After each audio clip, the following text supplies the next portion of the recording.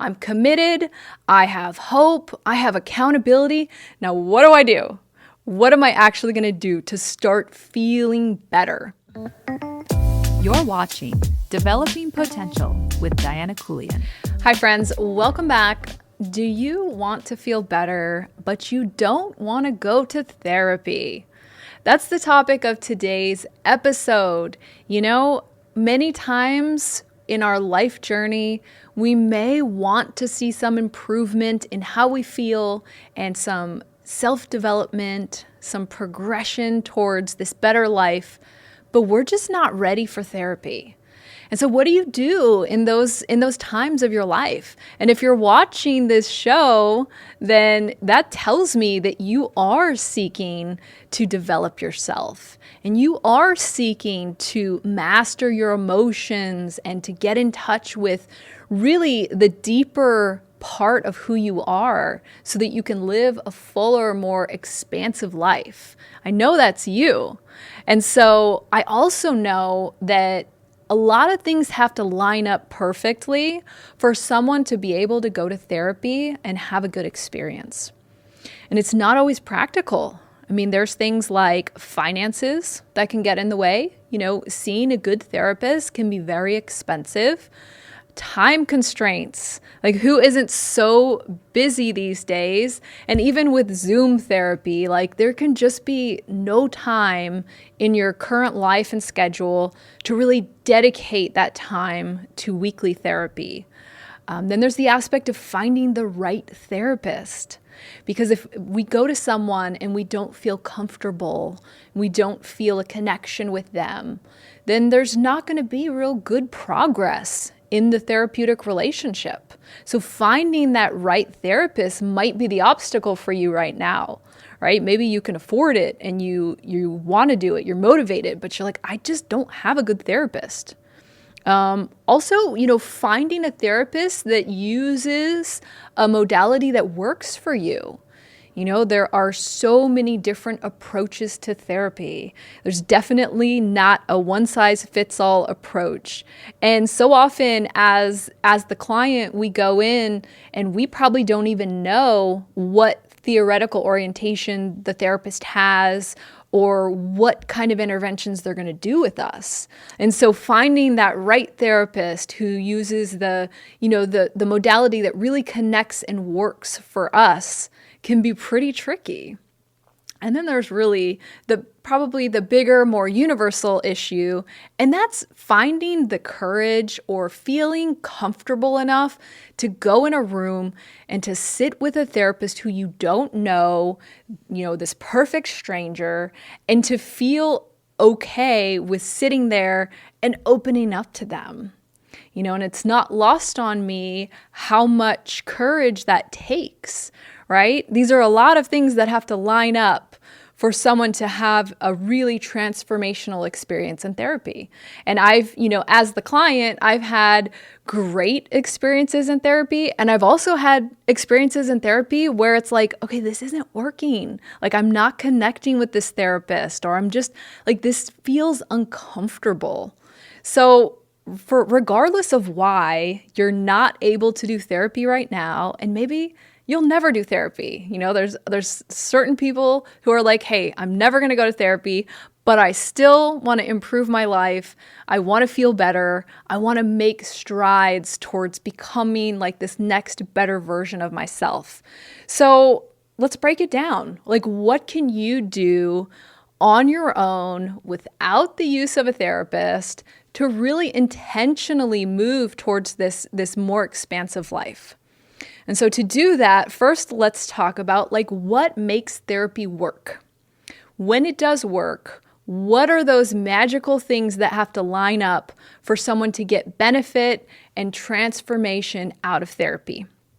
So one of the big things is hope, right? Going to see somebody means that you've gotten to a place in your life where you're like, this part of my life is too painful or too heavy or just feels too bad.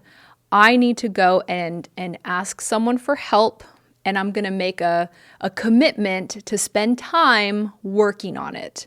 And just by making those steps, all of the sudden, most new therapy clients feel this surge of hope. And we call this positive expectations. You feel like something good is going to happen. Something is going to shift in my life, and I'm no longer going to feel this distress and feel this stress, but I'm going to start to feel better. You open your mind to the possibility of feeling better. The other thing is this alliance with another person. So when you do find a therapist that you click with and you feel that they care about you, you feel that they have your back, you feel that they are knowledgeable and they have the ability to understand where you're coming from and to remember things that you've told them, right? There's just like that magical clicking of a really strong therapeutic alliance. So we know that regardless of the methods used by the therapist, if there's hope and if there's that strong alliance, just like that, the therapeutic effect of this bond between therapist and client, that's going to really push that client towards transformation. Another piece of that is accountability. Right? Every time that you go to therapy, you're accountable to the therapist to show up. And that means for that 50 minutes, you're going to sit there and you're going to think about your life. You're going to talk about your life and you're going to be making progress. Like you've made it a priority that this is going to be part of your weekly routine to make progress towards your goals. Another thing that helps with therapy is just the expertise of the therapist, right? We go to many years of school, we learn many different, theories and interventions, and then the experience that really kicks in as you work with clients and you find what works for people, right? Like how do we take these theories from this book and how do we deploy them in the room with a client to really help them move towards change? So when you're sitting there with a therapist, they're doing that work for you, even though you're not aware of it. And then there's the commitment. So the commitment of the process. So those are kind of like the reasons that therapy can be magical and can work. But then what is actually happening psychologically, emotionally within the client that moves them to change? Ask 1,000 therapists, you might get 1,000 different answers. But from my perspective, it's two main things, and it's integration and flexibility. And so we'll go into what that means and really how you can start building more integration and flexibility into your psychology without a therapist. Okay, so I've got 5 steps for you. The first step is really describing to yourself what it is that you would like to change. So if you go to a therapist, the first couple of sessions, it's all about assessment, right? We need to know, like, what we call it your presenting problem. Like, what's the problem in your life right now? What is causing you distress?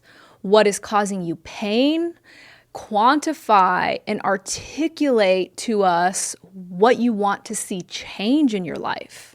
And so you're not going to therapy. You're going to be doing this on your own, but you still need to sit there and think to yourself, what do I want to change? Right? And this takes some analyzing your emotions and your thoughts and your life. Like what's the big problem that you want to fix? What is the biggest one? And so I would recommend getting a journal and really writing this out. And it might even take a little bit of time to really assess yourself for being able to articulate what it is that you want to change and improve on. But this is the most important first step because we have to know where we are to then be able to move ourselves to the next level, right? So where are you right now? What's wrong? What do you want to see change? So that's number 1, articulate all of that to yourself so you really understand where you're starting. Okay, the second thing is that commitment and hope. And so just the act of going to a therapist, you're committing, you feel hopeful because you know every Wednesday at 2 p.m. you're going to be meeting with the therapist. You've got a plan. The therapist has expertise. You already have positive expectation. So how can you make a commitment towards change without the use of a therapist? Maybe it's as simple as you're blocking an hour of time once a week, almost like you would if you had a session with a therapist. But maybe you're spending that 1 hour a week going to a nearby park, and this is your work on yourself time, right? This is your therapy time with yourself. However you want to do it, you need to know that you're committed to the change process.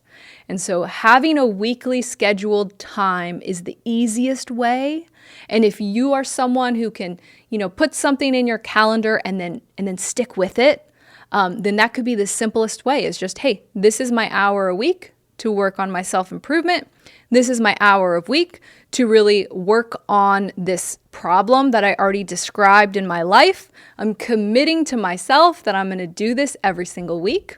And then the second thing that comes as a byproduct is this positive expectation, right? This feeling of, I've got a plan in motion. That means things are going to move in a better direction. So you've got to generate this on your own if we're not going to see a therapist. Okay, so the third thing is accountability. So when you go to a therapist, you're accountable to the therapist to show up, to put in the work, to really be committed to the process. And so we can totally make changes without a therapist, but how do we bring in an element of accountability, right? In the previous step, we made a commitment to do 1 hour a week with ourselves. And now in this step, think about doing a weekly check-in with somebody that you trust, someone that you feel comfortable with, that cares about you. Maybe this is a very close friend.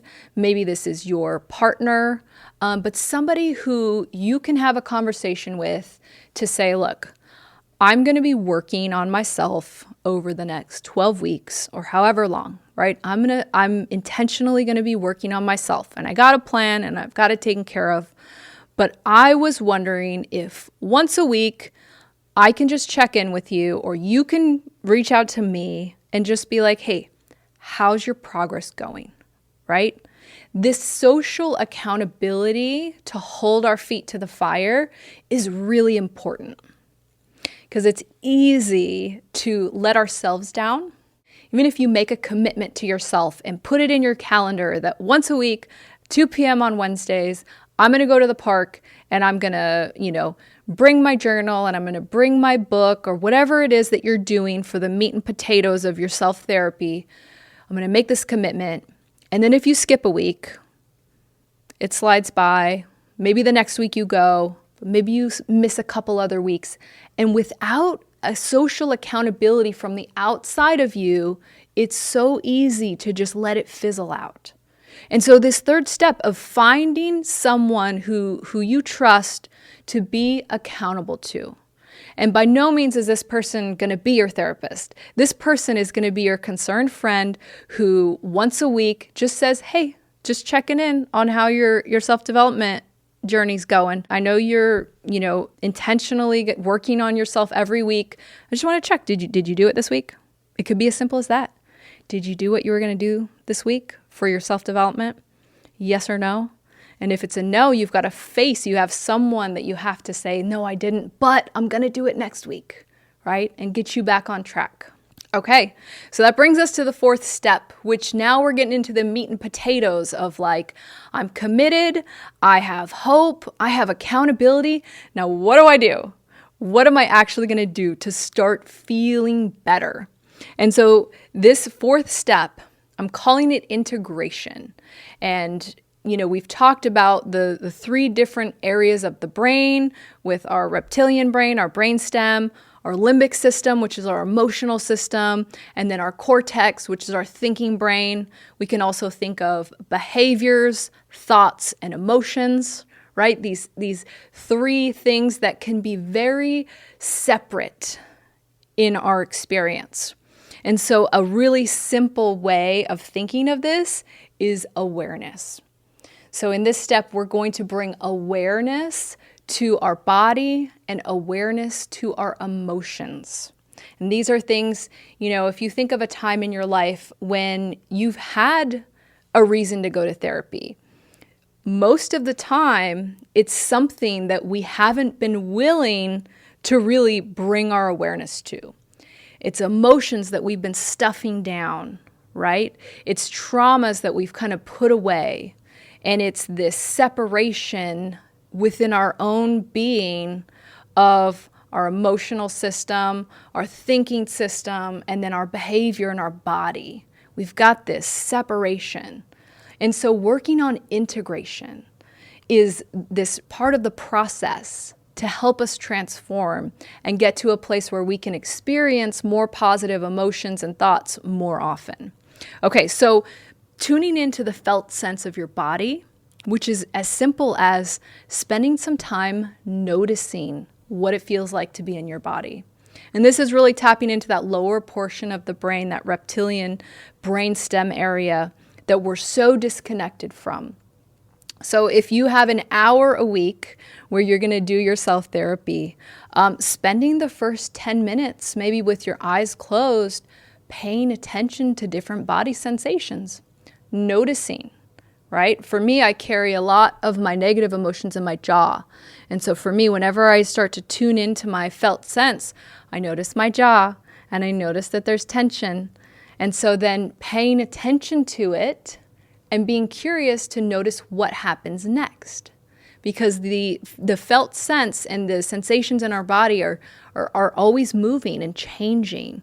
So when we bring this awareness to what it's like to be in our body right now, this is a powerful way to start doing some integration. Another way to do this is to think of a time when you were extremely happy, maybe you were feeling connected to yourself or to others, and you were experiencing and feeling joy.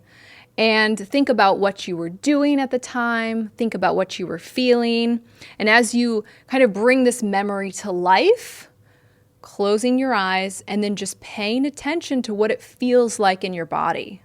And so what this is, it's really tuning into how you feel good emotions, pleasant sensations in your body. So really taking some time to just bring awareness to your physical body. And so the second half of that is bringing awareness to our emotions. And it's incredible when you start to learn about emotions and how many there are, because there are so many different words to describe variations of emotion.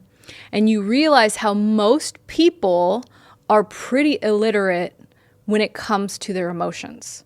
And if you ask someone, how are you doing? It's usually like, I'm doing good or I'm doing bad, or I'm feeling good or I'm feeling bad. And realizing that there are so many variations of good energetic emotions, of pleasant, kind of more low energy emotions, of unpleasant, high energy emotions, and then of unpleasant, low energy emotions.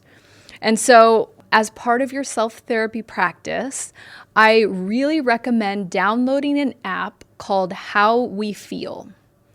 The icon for it is like a little heart, and it's How We Feel. And what this app does is it allows you to check in as many times a day as you program it for. But I recommend 4 times a day, and you can set a reminder.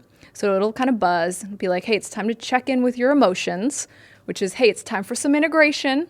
It's time to bring some awareness to how you feel. And it'll give you the option to check in. And so you click check in, and you're going to see like four options. And they're like these colorful, kind of like moving little circles. And it's exactly what I just described. It's all you have to identify at first is, do I feel pleasant or unpleasant? And if you say, hey, I feel pleasant, then is it pleasant high energy or pleasant low energy? And so you have the option. So pleasant high energy is like this yellow orb, and then pleasant low energy is like a green orb. And then on the other side, okay, maybe I'm feeling unpleasant. Am I feeling unpleasant high energy? Maybe I've got like some hostility or anger or something, right? Then it's this red situation up here, is orb. And then, maybe I'm feeling unpleasant low energy. So maybe it's and it's this blue orb. Maybe it's more sadness or more loneliness, right? And so you kind of choose the door that you're going to enter. And once you do that, it brings you to a screen where there's all these little orbs, and they all have an emotion, the name of an emotion. So there could be excited or lonely, or there's I want to say maybe 100 of these different emotions, and you can scoot all over to all the different colors. And as you pull up one of the emotions, it gives you the definition. Like, what does excitement actually mean? Read the definition. No, that's not quite what I'm feeling. Moving over, proud. What exactly does proud mean? Reading the definition. If you give yourself this opportunity a few times a day to check in with your emotions, bring awareness to what you're feeling, and then the app is going to track your emotions. This is such a step in the direction of integration. And it's such a step towards understanding your emotional experience every day that typically we kind of just ignore, right? We're just pushing through our day. And maybe we've got these unpleasant, low energy feelings, but we're not naming them, we're not noticing them. And then maybe they're kind of showing up in our body as like some anxiety, but even that, we're trying to ignore that. So we've got these things kind of brewing under the surface that we're just trying to push away, but then they do bleed into our thoughts and our cognitive functioning and starts making negativity happen up here, right? So you can see how kind of peeling back the layers intentionally, naming the emotions, noticing the emotions, tracking emotions over several days or weeks or months and seeing trends. Like, oh, interesting. After lunch, I usually feel low, unpleasant emotions. I wonder what that's about, right? And just bringing awareness to the emotional experience that you have every single day. So again, that app is How We Feel, and I recommend setting it for 4 check-ins a day. And it's so quick. Like, might sound like 4 is a lot. You can do it within a few seconds, but it's really priceless to start bringing this awareness and then bringing this just emotional vocabulary, right? Understanding all the different variations of high, pleasant emotion, right? It's not just good. There's so many variations, and so getting in touch with that. So the 5th little idea for you with this self-therapy quest is psychological flexibility. So here we've moved up into the realm of our thoughts and our cognitions, and bringing awareness to our thoughts. So kind of going back to, if your plan is 1 hour a week, I'm going to the park, I'm sitting in a comfortable spot, I'm bringing my journal, I'm going to spend 10 minutes paying attention to how my body feels, I'm going to check in with my emotions, and then I'm going to pay attention to my thoughts. And maybe you do that with journaling, with just thinking. And as we bring awareness to our thoughts, we've talked about this many times in the past, but separating yourself as the observer of what's happening in your world, these thoughts, separating yourself from no longer just being that thought or taking that thought as a fact, but creating this curiosity and having this humility of becoming that observer, noticing the thoughts and cognitions that go through your mind and not attaching yourself to them. So the psychological flexibility is really having that experience of noticing your thoughts, noticing your experience in your inner world, but feeling separate from it, right? Feeling that you're the observer. And actually a great book, and if you're taking this kind of like self-therapy journey, this could be part of your practice, is reading the book, The Untethered Soul. Michael Singer does a great job of explaining, like separating yourself from some of this psychological rigidity that takes place where we really feel fused to these different thoughts and negative thinking patterns. So separating yourself, right? And as you've separating yourself, you're having this awareness of your body and your emotions, and you're really setting yourself up for growth. And then from there, if I were in your shoes and I was taking this on, I would spend the rest of my weekly hour reading self-development books. Right? We've talked about a lot of these books on this podcast, but Psychocybernetics is a great one. Any book by Gay Hendricks, he's got some amazing ones. Books by Dr. Peter Levine, like Waking the Tiger. Any kind of self-development book that will push you towards increasing your psychological flexibility and then continuing to do these practices where you increase your awareness of your body and your emotions. So I hope this was helpful to you. And again, I do want to remind you that really there's nothing as transformative as when the stars align and you are ready for therapy, you're motivated for change, and you connect with the right therapist who can really bring the expertise and help you with those positive expectations. That really is the magical combination that can create the most incredible transformations. But like we talked about, there's so many times in our life where that's just not happening. It's not practical. We don't have all the ingredients that we need to be in therapy.